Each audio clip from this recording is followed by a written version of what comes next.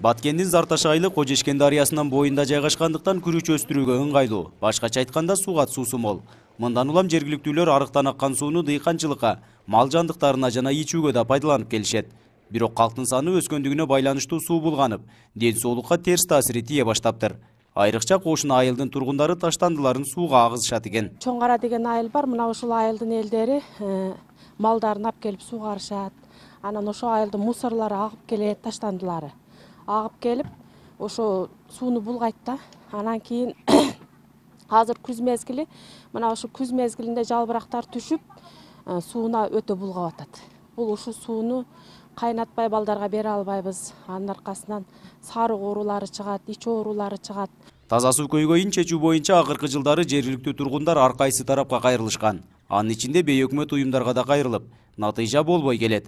Айыл башчысынын айтымында өткөн жылы өкмөттүк эмес уюмдардын колдоосу менен Кошуна айылга чейин таза суу түтүктөрү тартылып, бул айылга жетпей калган. Таза суу боюнча биз менде мурун иштеген айыл башчылар мезгилден бери кайрылуулар болуп келген. Мен дагы кайрылдык, баягы башка чет өлкөлүк уюмдар менен сүйлөшүп ошо проект боюнча иштедик. Бирок былтыр Актырпак айылына тартылды. Бизге келгенде кезек кыш жылдын аягы болгонуна байланыштуу бүтпөй калган. Зарташ айылынан сырткары райондогу Төрткүл айыл аймагынын курамына кирген айылдардан Ак Өтөк айылында да таза суу маселеси курч.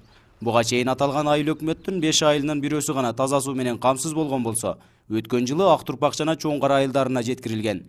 2018 жылы долбоор аркылуу бардык айылдарга таза суу тартылат. Арыстын 2018ге, Кудай кааласа жаңы жылга ошо проекттери келген. Чоң Кара айылынын өзүнчө Зарташ, Ак Өтөк, Актырпактын бардыгы ошо таза суу боюнча проекттери бар экен, аны бизге айтышкан.